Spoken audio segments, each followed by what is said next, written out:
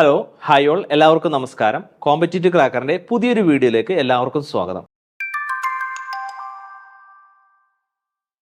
നമ്മൾ എടുക്കാൻ പോകുന്ന ഏരിയ എന്ന് പറയുന്നത് UGC നെറ്റ് കൊമേഴ്സ് സബ്ജക്റ്റിന് വേണ്ടിയിട്ട് പ്രിപ്പയർ ചെയ്യുന്നവരുണ്ടെങ്കിൽ അവർക്ക് വേണ്ടിയിട്ടുള്ളൊരു വീഡിയോ ആണ് എടുക്കുന്നത്. അതിൽ ഇൻകം ടാക്സ് എന്ന് പറയുന്ന വളരെ ടഫായിട്ടുള്ള ഒരു ഏരിയയാണ് നമ്മൾ എടുക്കാൻ പോകുന്നത്. ഓക്കെ, അപ്പോൾ പല ആളുകളും കൊമേഴ്സ് പഠിക്കുന്ന അല്ലെങ്കിൽ MCOM പഠിച്ച പല ആളുകളും ചില ആളുകളൊക്കെ ഇൻകം ടാക്സ് പോലുള്ള സബ്ജക്റ്റുകളൊക്കെ പഠിക്കാത്ത ചില ആളുകളുണ്ടാവും. അതുപോലെ തന്നെ ഇൻകം ടാക്സ് പോലുള്ള സബ്ജക്റ്റുകൾ പഠിച്ചിട്ടുണ്ടാവാം, ചിലപ്പോൾ ഒരു 3-4 വർഷം മുമ്പൊക്കെ പഠിച്ചു പോയ സബ്ജക്റ്റ് മറന്നു പോയിട്ടുണ്ടാവാം. അതുപോലെ തന്നെ ചില ആളുകൾക്ക് സംബന്ധിച്ച് ഇൻകം ടാക്സ് എളുപ്പമാണ്. അധ്യാപകരായിട്ടുള്ള ചില ആളുകളുണ്ട്, അവർ ഇൻകം ടാക്സ് പഠിപ്പിച്ചുകൊണ്ട് ഇരിക്കുന്നവരാണെങ്കിൽ അവരെ സംബന്ധിച്ച് എളുപ്പമായിട്ടുള്ള ഒരു ഏരിയ ആണ്. അപ്പോൾ പഠിപ്പിക്കാത്ത ആളുകളൊക്കെ ആണെന്നുണ്ടെങ്കിൽ ഇപ്പോൾ നിലവിൽ പഠിപ്പിച്ചുകൊണ്ട് ഇരിക്കാത്ത അധ്യാപകരായിട്ടുള്ള ആളുകളുണ്ടാവും, അതുപോലെ തന്നെ സ്റ്റുഡൻസ് ഉണ്ട്. അവരെ സംബന്ധിച്ച് ഈ ഇൻകം ടാക്സ് എന്ന് പറയുന്ന ഒരു സബ്ജക്റ്റ് വളരെ ബുദ്ധിമുട്ടേറിയ ഒരു സബ്ജക്റ്റാണ്. മറ്റുള്ള സബ്ജക്റ്റ് പോലെയല്ല, ഒരു പ്രാക്ടിക്കൽ ആയിട്ടുള്ള ഒരു സബ്ജക്റ്റ് കൂടിയാണ്. ഒരുപാട് കാര്യങ്ങൾ നമുക്ക് സെക്ഷൻസ് അടക്കം പഠിക്കാനുള്ള ഒരു സബ്ജക്റ്റ് ഉണ്ട്.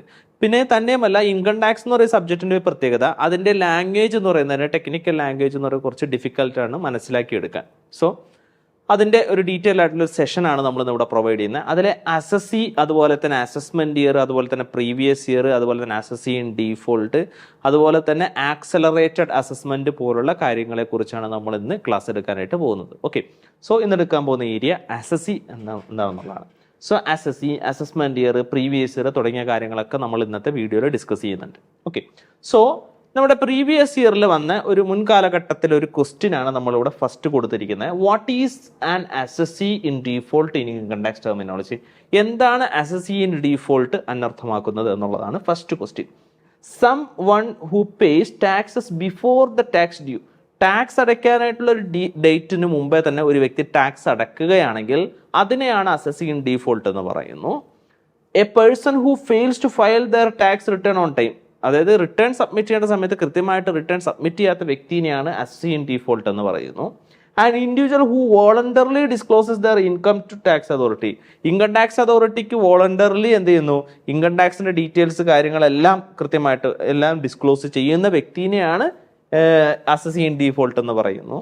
Any tax pair who receives A tax refund, tax refund കിട്ടുന്ന വ്യക്തിനെയാണ് അസസ്സി ഇൻ ഡീഫോൾട്ട് എന്ന് പറയുന്നു. സോ അതിൻ്റെ റൈറ്റ് ആൻസർ നമ്മൾ എന്ത് ചെയ്യുന്നുണ്ട്, ഈ സെഷനിൽ നമ്മൾ ഡിസ്കസ് ചെയ്യുന്നുണ്ട്. അവസാന ഭാഗത്ത് അതിൻ്റെ കറക്റ്റ് ആൻസർ കൂടി നമ്മൾ പറയുന്നുണ്ട്. ഇതിൻ്റെ എക്സ്പ്ലനേഷൻ കറക്റ്റായിട്ട് നമ്മുടെ വീഡിയോയിൽ പ്രൊവൈഡ് ചെയ്യുന്നുണ്ട്. അതുപോലെ തന്നെ രണ്ടാമത്തെ ഒരു പ്രീവിയസ് ഇയറിൽ വന്നൊരു ക്വസ്റ്റ്യൻ ആണ്, under which what circumstances might accelerated assessment be initiated according to the income tax provision? ഏത് സമയത്താണ് ഈ ആക്സലറേറ്റഡ് അസസ്മെന്റ് നടത്തുന്നത്, അതിൻ്റെ സിറ്റുവേഷൻ ഏതാണെന്നുള്ളതാണ്. So commencement of a new business venture, continuation of a well established profession, discontinuance of a business or profession, expansion of an existing business operation. അങ്ങനെ 4 situation കൊടുത്തിട്ട് ഏത് സിറ്റുവേഷനിലാണ് നമ്മൾ ആക്സലറേറ്റഡ് അസസ്മെന്റ് നടത്തേണ്ടത് എന്നുള്ളതാണ് ക്വസ്റ്റ്യനായിട്ട് വന്നിരിക്കുന്നത്. സോ ഇതിന്റെ ആൻസർ നമ്മൾ എന്ത് ചെയ്യുന്നുണ്ട്, അവസാന ഭാഗത്ത് ഡിസ്കസ് ചെയ്യുന്നുണ്ട്. ഇതിന്റെ എക്സ്പ്ലനേഷൻ എന്താണ് ആക്സലറേറ്റഡ് അസസ്മെന്റ്, അതിന്റെ സിറ്റുവേഷൻസിനെ കുറിച്ചും ഈ വീഡിയോയിൽ ഡീറ്റെയിൽ ആയിട്ട് പ്രൊവൈഡ് ചെയ്യുന്നുണ്ട്. ഓക്കെ, സോ നമുക്ക് നമ്മുടെ സെഷനിലേക്ക് നമുക്ക് പോവാം. അസസ്സി, ആരാണ് അസസ്സി എന്നുള്ളതാണ് നമ്മൾ ആദ്യം പഠിക്കേണ്ടത്, അല്ലേ? ആരാണ് assessee? Assessee means a person by whom any tax or any other sum of money is payable under the act. അതായത് ആരാണോ ടാക്സ് അടയ്ക്കാനായിട്ട് ലേബിൾ ആയിട്ടുള്ള വ്യക്തി, അത് ടാക്സ് ആവാം or any other sum of money. Any other sum of money ചിലപ്പോൾ tax തന്നെ ആവണമെന്നില്ല, ടാക്സുമായി ബന്ധപ്പെട്ടുള്ള ഇൻട്രസ്റ്റ്, പെനാൽറ്റി അതുപോലുള്ള കാര്യങ്ങൾ അടയ്ക്കാൻ ലേബിൾ ആയിട്ടുള്ള വ്യക്തിനെ എന്ത് വിളിക്കാം, അസസ്സി എന്ന് വിളിക്കാം. അപ്പൊ അസസ്സി എന്ന് വെച്ചിട്ടുണ്ടെങ്കിൽ assessee is a person who is liable to pay tax or any other sum of money. അതായത് ടാക്സോ അല്ലെങ്കിൽ എനി അതർ സം ഓഫ് മണിയോ നമ്മളുടെ ഡിപ്പാർട്ട്മെന്റിലേക്ക്, ഇൻകം ടാക്സിന്റെ ഡിപ്പാർട്ട്മെന്റിലേക്ക് അടയ്ക്കാൻ ബാധ്യസ്ഥനായിട്ടുള്ള വ്യക്തിനെയാണ് എന്ത് വിളിക്കുന്നത്, അസസ്സി എന്ന് വിളിക്കുന്നത്. പലവരും ഈ ഡെഫിനിഷൻ ഇവിടം കൊണ്ട് നിർത്താണ് ചെയ്യുന്നത്. സത്യത്തിൽ അവിടം കൊണ്ട് തീരുന്നില്ല. Is payable under the act and includes.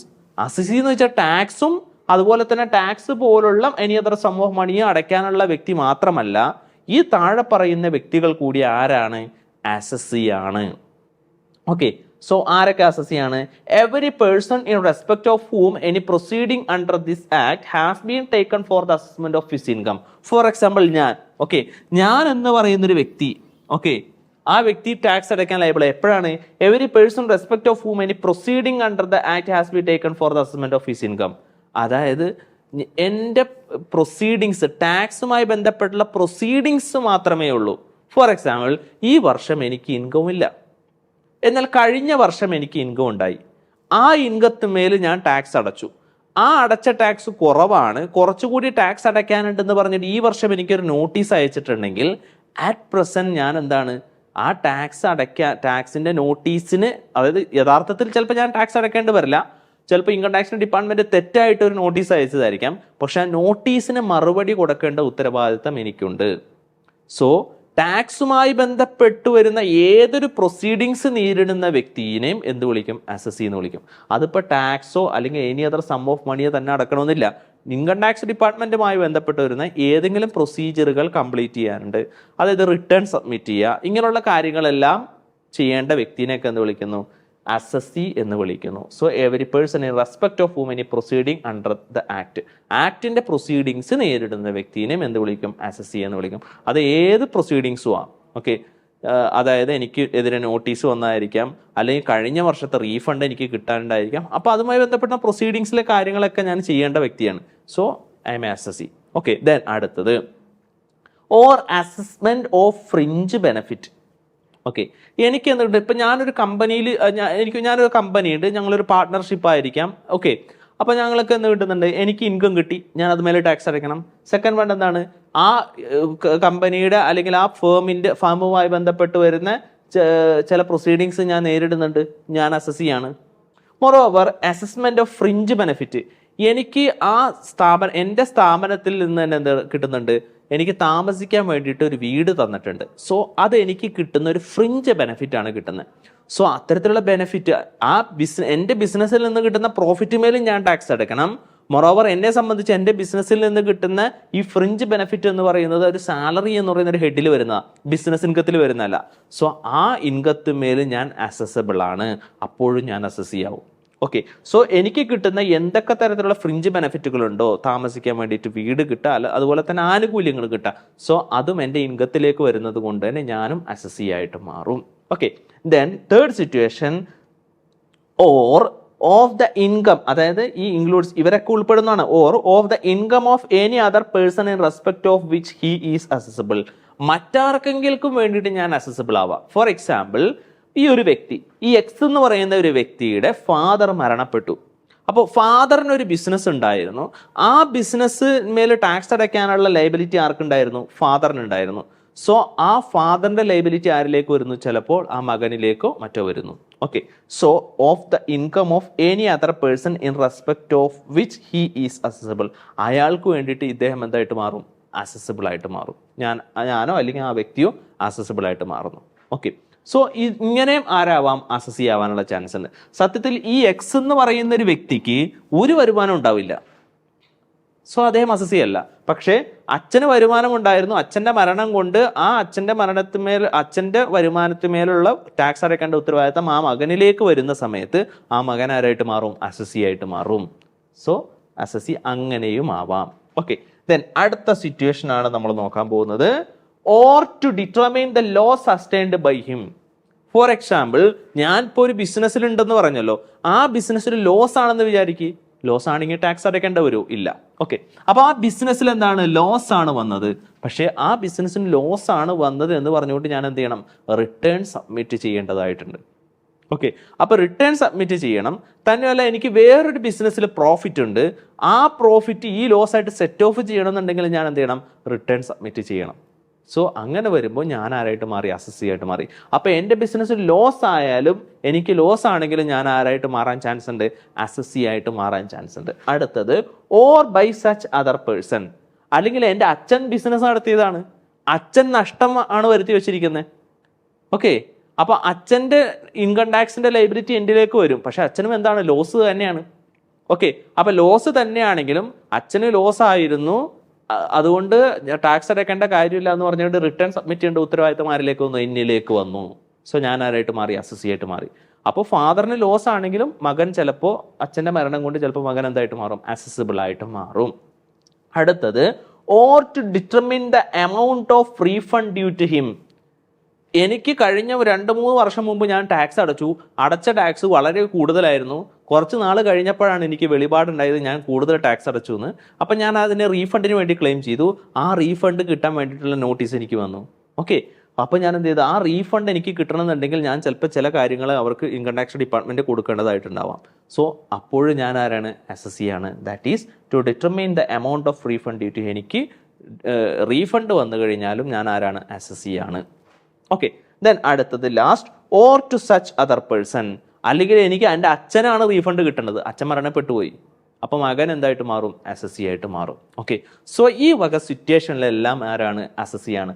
അപ്പോൾ SSC എന്ന് വെച്ചിട്ടുണ്ടെങ്കിൽ who is any person who is liable to pay tax or any other sum of money എന്ന് പറഞ്ഞുകൊണ്ട് മാത്രം അവസാനിക്കുന്നുണ്ടോ? ഇല്ല.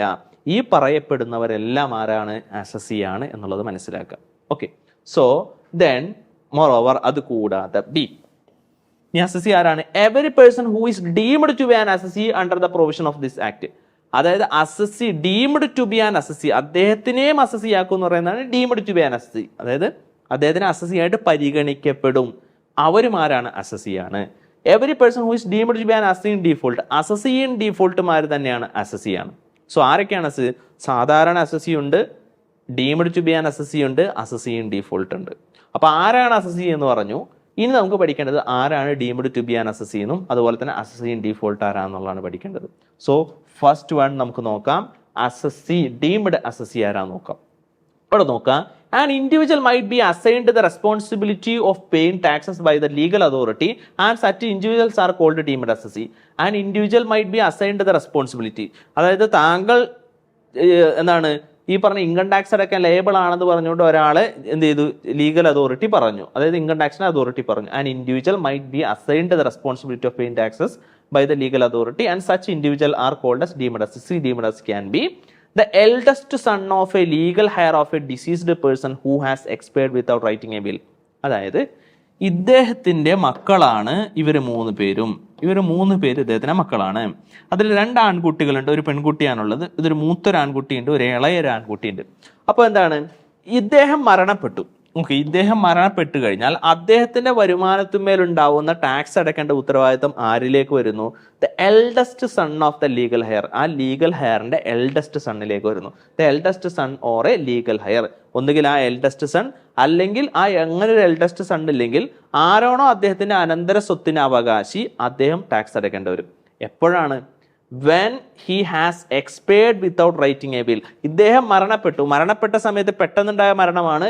ഈ മക്കളിൽ ആരാണ് അനന്തരാവകാശ സ്വത്ത് എന്ന് എന്ത് ചെയ്തിട്ടില്ല? അദ്ദേഹം പറഞ്ഞിട്ടില്ല. വിത്തൗട്ട് റൈറ്റിംഗ് എ ബിൽ, അതായത് വിൽപത്രം എഴുതാതെയാണ് മരണപ്പെട്ടതെങ്കിൽ ഈ മൂത്ത മകൻ എന്ത് ചെയ്യേണ്ടി വരും? ഈ മൂത്ത മകൻ ടാക്സ് അടക്കേണ്ടി വരും, SSC ആയിട്ട് മാറും. ഓക്കെ, ഡീംഡ് SSC ആയിട്ട് മാറും. ഇനി അദ്ദേഹം അങ്ങനെ വിൽപത്രം എഴുതി ഈ ഇളയ മകനാണ് അദ്ദേഹം എന്ത് ചെയ്തിരിക്കുക? അനന്തരാവകാശ സ്വത്ത് കൊടുത്തിരിക്കുന്നത്. ആ ഇളയ മകനാണ് എന്ത് ചെയ്യേണ്ടത്? SSC ആയിട്ട് മാറാം. ഓക്കെ, സോ ഇത്തരത്തിലുള്ള സിറ്റുവേഷൻ വിത്തൗട്ട് റൈറ്റിംഗ് എ ബില്ലാണെങ്കിൽ എൽഡസ്റ്റ് സൺ ആയിട്ട് മാറും എന്ത്? ഈ SSC ഡീംഡ് SSC ആയിട്ട് മാറുന്നത്. ഓക്കെ, ഇത് ഫസ്റ്റ് സിറ്റുവേഷൻ ആണ്. അടുത്തൊരു സിറ്റുവേഷനിലേക്ക് നമ്മൾ നോക്കുകയാണെങ്കിൽ deemed SSC the executor or legal heir of the property of a deceased person who has passed on his property to the executor in a writing. നമുക്കറിയാം, അതായത് ഒരാൾ മരണപ്പെടുകയാണ്. Okay, the executor or a legal heir of property of a deceased person. ഒരാൾ മരണപ്പെടുന്നതിന് തൊട്ട് മുമ്പേ തന്നെ അദ്ദേഹം പറഞ്ഞുകൊണ്ട് who has passed on his property to the executor writing. അദ്ദേഹം എഴുതി വെച്ചിട്ടുണ്ട്, എൻ്റെ അനന്തരാവകാശ സ്വത്തിന്റെ അവകാശി എന്ന് പറയുന്നത് ഈ എക്സിക്യൂട്ടറാണ്. ഒരു 10 വർഷത്തേട്ട് അല്ലെങ്കിൽ 20 വർഷത്തേട്ട് ഇന്ന ആൾക്കാണ്. അദ്ദേഹത്തിന് ആ എക്സിക്യൂട്ടർക്ക് ഇഷ്ടമുള്ളപ്പോൾ വേറെ ആർക്കെങ്കിലും എഴുതി കൊടുക്കുന്നതിന് കുഴപ്പമില്ല എന്ന് പറഞ്ഞുകൊണ്ട് എന്ത് എഴുതി കൊടുക്കുന്നു. നമ്മളിങ്ങനെ ഒരു സിറ്റുവേഷൻ കണ്ടിട്ട് രാജമാണിക്യം എന്ന് പറയുന്ന ഒരു ഫിലിമിൽ അങ്ങനെ കണ്ടിട്ടുണ്ട് അല്ലേ? സായ് കുമാർ മമ്മൂട്ടീനെ എന്ത് ചെയ്യുന്നു? എക്സിക്യൂട്ടറായിട്ട്, അത് ലീഗൽ ഹയർ ആയിട്ടോ അല്ലെങ്കിൽ എക്സിക്യൂട്ടറായിട്ടോ അവിടെ അപ്പോയിന്റ് ചെയ്യുന്നു. സ്വന്തം മക്കൾക്ക് സ്വത്ത് എഴുതി കൊടുക്കാതെ ചെയ്യുന്നു. സോ അദ്ദേഹത്തിന്റെ മരണം കൊണ്ട്, സായ്കുമാറിന്റെ മരണം കൊണ്ട് ആര് ഡീംഡ് SSC ആയിട്ട് മാറും? മമ്മൂട്ടി ഡീംഡ് SSC ആയിട്ട് മാറും. മനോജ് KJന് പകരം സ്വന്തം മകന് പകരം ആര് ഡീംഡ് SSC ആയിട്ട് മാറും? നമ്മളുടെ മമ്മൂട്ടി ഡീംഡ് SSC ആയിട്ട് മാറും. സോ ഇതാണ് എക്സിക്യൂട്ടർ അല്ലെങ്കിൽ ലീഗൽ ഹയർ എന്തായിട്ട് മാറുന്നു? ഡീംഡ് SSC ആയിട്ട് മാറുന്നു. ഓക്കെ, ആ സിറ്റുവേഷൻ ക്ലിയർ ആയി. അടുത്തത് guardian of A lunatic and idiot or A minor. അതായത് ഒരു മൈനർ ഉണ്ട്. അപ്പോൾ എനിക്കൊരു മകനുണ്ട്. അപ്പോൾ മകന് കിട്ടുന്ന വരുമാനത്തിന്മേൽ ആര് SSC ആയിട്ട് മാറും? ഞാൻ SSC ആയിട്ട് മാറും. മകന് മൈനർ ആണെങ്കിൽ മകൻ ടാക്സ് അടയ്ക്കേണ്ട വരും, മകൻ അസസി തന്നെയാണ്, മകൻ ടാക്സ് അടയ്ക്കേണ്ട വരും. മകന് കിട്ടുന്ന ഈ ഫിലിമിൽ നിന്ന് കിട്ടുന്ന വരുമാനം, അതായത് മകന്റെ സ്വന്തം കഴിവ് കൊണ്ട് കിട്ടുന്ന വരുമാനത്തിന് മേലാണ് ഈ മകൻ തന്നെ ടാക്സ് അടയ്ക്കേണ്ടി വരും. അതേസമയം മകന് ബാങ്കിൽ നിന്ന് ഇൻട്രസ്റ്റ് കിട്ടുക അങ്ങനെയുള്ള വരുമാനത്തിന് മേലാണെങ്കിൽ ആ ടാക്സ് ആരടയ്ക്കേണ്ടി വരും? ഞാൻ അടയ്ക്കേണ്ടി വരും. സോ മൈനറിന്റെ ഇൻകത്തിന്മേൽ മേജർ ടാക്സ് അടയ്ക്കേണ്ടി വരും. Okay, so the guardian of A lunatic, അതിപ്പോൾ മകൻ എന്ന് പറയുന്നത് ചിലപ്പോൾ മകനായിരിക്കാം, അല്ലെങ്കിൽ ഫോർ എക്സാമ്പിൾ ഒരു ലുനാറ്റിക്കോ അല്ലെങ്കിൽ ഇഡിയറ്റ് ആയിട്ടുള്ള, അതായത് മാനസിക വിഭ്രാന്തിയുള്ള ഏതെങ്കിലും ആളുകളാണെങ്കിൽ അവർക്ക് എന്തെങ്കിലും തരത്തിലുള്ള വരുമാനം കിട്ടുന്നുണ്ടെങ്കിൽ അതിന്റെ ഗാർഡിയൻ ആരാണോ ആ ഗാർഡിയൻ ടാക്സ് അടയ്ക്കണം. ഫോർ എക്സാമ്പിൾ ഇപ്പോൾ പച്ചക്കുതിര എന്ന് പറയുന്ന ഒരു മലയാളം ഫിലിം ഉണ്ടല്ലോ, അപ്പോൾ അതിലെ ഒരു ക്യാരക്ടർ ഉണ്ട്, അതായത് അദ്ദേഹത്തിന് എന്തെങ്കിലും വരുമാനം കിട്ടുന്നുണ്ടെങ്കിൽ അദ്ദേഹത്തിന്റെ കെയർ ടേക്കർ ആരാണോ അല്ലെങ്കിൽ ഗാർഡിയൻ ആരാണോ ആ ഗാർഡിയൻ എന്ത് ചെയ്യേണ്ടി വരും? ടാക്സ് അടയ്ക്കേണ്ടി വരും. സോ ആ ഗാർഡിയൻ ആരായിട്ട് മാറി? ഡീംഡ് എസ്റ്റേറ്റ് ആയിട്ട് മാറി. സത്യത്തിൽ ആ ഗാർഡിയന് ചിലപ്പോൾ വരുമാനം ഉണ്ടാവണമെന്നില്ല. ഓക്കെ, ആ ലുനാറ്റിക്കിന്റെ അല്ലെങ്കിൽ ഇഡിയറ്റിന്റെ അല്ലെങ്കിൽ മൈനറിന്റെ വരുമാനത്തിന്മേലാണ് അദ്ദേഹം ടാക്സ് അടയ്ക്കേണ്ടി വരിക, ഡീംഡ് എസ്റ്റേറ്റ് ആയിട്ട് മാറാം. The last, the agent of A non resident, ഒരു NRI, ഒരു നോൺ റെസിഡന്റ് ഇന്ത്യൻ എന്ത് ചെയ്യുന്നു? റിസീവിംഗ് ഇൻകം ഫ്രം ഇന്ത്യയിൽ നിന്ന് വരുമാനം കിട്ടുന്ന അദ്ദേഹത്തിന്റെ ഏജന്റ് ആയിട്ട് ഇവിടെ പ്രവർത്തിക്കുന്ന ഒരാളുണ്ടെങ്കിൽ ആ ഏജന്റ് ആരായിട്ട് മാറും? ഡീംഡ് അസസി ആയിട്ട് മാറുന്നു. സോ ഇതാണ് പല സിറ്റുവേഷൻ, ഡീംഡ് അസസി ആവുന്ന സിറ്റുവേഷൻസ് ഇതൊക്കെയാണ്. ദെൻ നെക്സ്റ്റ് അടുത്തതാണ് അസസി ഇൻ ഡീഫോൾട്ട്. എന്താണ് അസസി ഇൻ ഡീഫോൾട്ട് എന്നുള്ളത് നോക്കാം. വേറൊന്നുമില്ല, പേര് പോലെ തന്നെ, അതായത് ആരെങ്കിലും ഇൻകം ടാക്സിന്റെ പ്രൊസീജിയറിൽ എന്തെങ്കിലും ഡിഫോൾട്ട് വരുത്തിയോ ആ വ്യക്തിനെയാണ് ഇത് വിളിക്കുന്നത് അസസി ഇൻ ഡീഫോൾട്ട് എന്ന് വിളിക്കുന്നത്. Assessee in default is a person who has failed to fulfil his statutory obligation. അദ്ദേഹത്തിന്റെ സ്റ്റാറ്റ്യൂട്ടറി ഒബ്ലിഗേഷൻ നിയമപരമായിട്ട് മാസാമാസം റിട്ടേൺ സബ്മിറ്റ് ചെയ്യുക അല്ലെങ്കിൽ ടാക്സ് അടയ്ക്കുക, അഡ്വാൻസ് ടാക്സ് അടയ്ക്കേണ്ട ഉത്തരവാദിത്തങ്ങൾ ഒരു വ്യക്തിക്കുണ്ട്. ആ ഉത്തരവാദിത്തങ്ങൾ നിറവേറ്റാത്ത വ്യക്തിനെയാണെന്ന് വിളിക്കുന്നത് assessee in default as per the income tax act. Income tax act പ്രകാരമുള്ള സ്റ്റാറ്റ്യൂട്ടറി ഒബ്ലിഗേഷൻസ് ഒന്നും ഫോളോ ചെയ്യാത്ത വ്യക്തിനെ നമുക്ക് എന്ത് വിളിക്കാം? അസസി ഇൻ ഡീഫോൾട്ട് എന്ന് വിളിക്കാം. ഫോർ എക്സാമ്പിൾ, ഇപ്പോൾ ഇൻകം ടാക്സിന്റെ ഡിപ്പാർട്ട്മെന്റ് നമുക്കൊരു നോട്ടീസ് അയച്ചു, ആ നോട്ടീസിന് ഇത്ര ദിവസത്തിനുള്ള മറുപടി കൊടുക്കണമെന്നുണ്ട്. ആ മറുപടി കൊടുക്കാത്തതും എന്താണ്? അസസി ഇൻ ഡീഫോൾട്ടാണ്, ഡീഫോൾട്ട് വരുത്തിയിരിക്കുന്ന വ്യക്തിയാണ്. അല്ലാതെ ടാക്സിൽ ഡീഫോൾട്ട് വരുത്തിയ വ്യക്തി മാത്രമല്ല അസസി ഇൻ ഡീഫോൾട്ട്. ഇത് മനസ്സിലാക്കിയിരിക്കാം. Okay, such as not paying taxes to the government or not file his income tax return. Income tax return file ചെയ്യാതിരിക്കുന്ന വ്യക്തിയോ അല്ലെങ്കിൽ ടാക്സ് ഫയൽ ചെയ്യാതിരിക്കുന്ന വ്യക്തിയോ ഇവരൊക്കെ എന്ത് വിളിക്കാം? അസസി ഇൻ ഡീഫോൾട്ട് എന്ന് വിളിക്കാം. For example, an employer is supposed to deduct taxes from the salary of his employees. അതായത് നമുക്കറിയാം, ഒരു സ്ഥാപനത്തിൽ വർക്ക് ചെയ്യുന്ന ഒരു എംപ്ലോയി ഉണ്ട്. ആ എംപ്ലോയിക്ക് ഒരു നിശ്ചിത വരുമാനം കിട്ടുന്നുണ്ടെങ്കിൽ ആ സാലറി കൊടുക്കുന്ന സമയത്ത് ആ എംപ്ലോയർ എന്ത് ചെയ്യണമെന്ന് വെച്ചിട്ട് TDS, that is tax deducted at source എന്ന് പറഞ്ഞിട്ട് ഒരു TDS പിടിക്കണം. അത് TDS പിടിച്ചാൽ മാത്രം പോരാ, അത് ഗവൺമെന്റിലേക്ക് അടയ്ക്കണം. ഫോർ എക്സാമ്പിൾ, ഇപ്പോൾ ഞാനൊരു സ്ഥാപനത്തിൽ എംപ്ലോയി ആണെന്ന് വിചാരിച്ചു. അപ്പോൾ എനിക്ക് ഫോർ എക്സാമ്പിൾ 1,00,000 രൂപ മാസം സാലറി കിട്ടുന്നുണ്ട്. അങ്ങനെയാണെങ്കിൽ ഞാൻ ഇൻകം ടാക്സ് അടയ്ക്കേണ്ട വ്യക്തിയാണെന്നുള്ളത് ആർക്കറിയാം? എൻ്റെ എംപ്ലോയർക്ക് അറിയാം, എൻ്റെ മുതലാളിക്ക് അറിയാം. കാരണം ഒരു മാസം 1,00,000 കിട്ടുന്നുണ്ടെങ്കിൽ ഒരു 12 മാസത്തേക്ക് 12 ലക്ഷം രൂപ, ദാറ്റ് ഈസ്, അതായത് ബേസിക് എക്സംഷൻ ലിമിറ്റിന്റെ മേളിൽ എൻ്റെ ഇൻകം പോകുന്നുണ്ട് എന്നുള്ളത് എൻ്റെ ഓണർക്ക് അറിയാം, അതായത് എൻ്റെ എംപ്ലോയർക്ക് അറിയാം. സോ എംപ്ലോയർ എന്താ ചെയ്യേണ്ടത്? എൻ്റെ കയ്യിൽ നിന്ന് എന്ത് പിടിക്കണം? TDS പിടിക്കണം. ഓക്കെ, അതായത് എനിക്ക് എല്ലാ മാസം സാലറി തരുമ്പോൾ ഒരു നിശ്ചിത TDS പിടിച്ചിട്ട് ആ TDS എമൗണ്ട് എൻ്റെ പേരിൽ തന്നെ, എൻ്റെ പാൻ നമ്പർ ഉപയോഗിച്ചിട്ട് എൻ്റെ പേരിൽ തന്നെ എന്ത് ചെയ്യണം? അടയ്ക്കേണ്ട വരും. സോ ഇത് പിടിക്കേണ്ട ഉത്തരവാദിത്വം, TDS ഡിഡക്റ്റ് ചെയ്യേണ്ട ഉത്തരവാദിത്വം, ആ ഡിഡക്റ്റ് ചെയ്ത TDS എൻ്റെ പാൻ നമ്പർ വെച്ച് എൻ്റെ പേരിൽ അടയ്ക്കേണ്ട ഉത്തരവാദിത്വം ആർക്കുണ്ട്? എൻ്റെ എംപ്ലോയർക്കുണ്ട്. Okay, so an employer is supposed to deduct taxes from the salary of his employee before disbursing salary. Salary disburse ചെയ്യുന്നതിന് മുമ്പ് തന്നെ അത് ഡിഡക്റ്റ് ചെയ്യേണ്ട ഉത്തരവാദിത്തം അദ്ദേഹത്തിനുണ്ട്. He is then required to pay the deducted taxes to the government. അത് ടാക്സിലേക്ക്, ഗവൺമെന്റിലേക്ക് എൻ്റെ പേരിൽ അടയ്ക്കേണ്ട ഉത്തരവാദിത്തം അവർക്കുണ്ട്. ബൈ ദ സ്പെസിഫൈഡ് ഡ്യൂ ഡേറ്റിനുള്ളിൽ അടയ്ക്കേണ്ട ഉത്തരവാദിത്തം എംപ്ലോയർക്കുണ്ട്. If the employer fails to deposit the tax deducted, എൻ്റെ അടുത്ത് നിന്ന് ഡിഡക്റ്റ് ചെയ്തു പക്ഷെ അവർ ഗവൺമെന്റിലേക്ക് അടച്ചില്ല, അല്ലെങ്കിൽ എൻ്റെ അടുത്ത് ഡിഡക്റ്റ് പോലും ചെയ്തില്ല എന്ന് വിചാരിക്കാം. അങ്ങനെയാണെങ്കിൽ he will be considered as an assessee in default. അവരെന്ത് വിളിക്കും? ആ എംപ്ലോയർ എന്ത് വിളിക്കും? അസസി ഇൻ ഡീഫോൾട്ട് എന്ന് വിളിക്കും. കാരണം അവർ ചെയ്യേണ്ട കാര്യം, നിയമപരമായിട്ട് ചെയ്യേണ്ട കാര്യത്തിൽ ഡിഫോൾട്ട് വരുത്തി. സോ അവരെ വിളിക്കുന്ന പേരാണെന്ത്? അസസി ഇൻ ഡീഫോൾട്ട് എന്നാണ് വിളിക്കുന്നത്. ഓക്കെ, ദെൻ അസസ്മെന്റ് ഇയറിലേക്കാണ് നമ്മൾ നോക്കാൻ പോകുന്നത്. എന്താണ് assessment year? Assessment year means the period of 12 months കമൻസിംഗ് on 1st April every year and ending 31st March. എല്ലാ വർഷവും April 1 മുതൽ തുടങ്ങി March 31 വരെ അവസാനിക്കുന്ന ഒരു വർഷത്തിനാണ് അസസ്മെന്റ് ഇയർ എന്ന് വിളിക്കുന്നത്.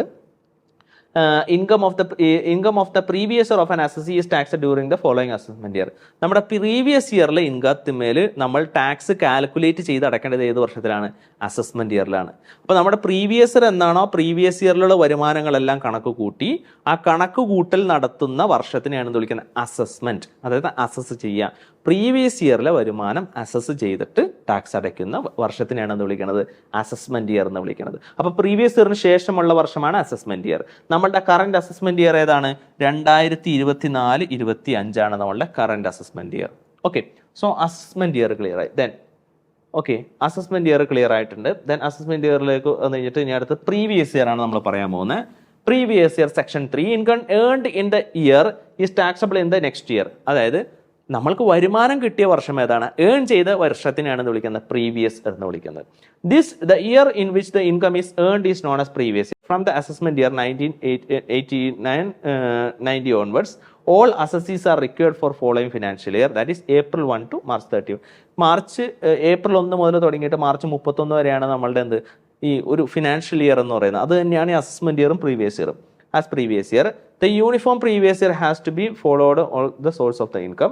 കറന്റ് പ്രീവിയസ്, നമ്മുടെ കറന്റ് പ്രീവിയസ് ഇയർ എന്ന് പറയുന്നത് 2023-24. കാരണം ഇപ്പോൾ 2024 ആയിട്ടുണ്ട് അല്ലേ. അപ്പോൾ 2024 ഏപ്രിൽ കഴിഞ്ഞു അല്ലേ. ഏപ്രിൽ കഴിഞ്ഞ് കഴിഞ്ഞാൽ നമ്മുടെ പ്രീവിയസ് ഇയർ ഏതായിട്ട് മാറി? 2023-24. അപ്പോൾ 2023-24 ഇൻകത്ത് മേൽ നമ്മൾ എപ്പോൾ ടാക്സ് അടയ്ക്കണം? 2024-25 ടാക്സ് അടയ്ക്കണം. 2024-25 ടാക്സ് അടയ്ക്കണം.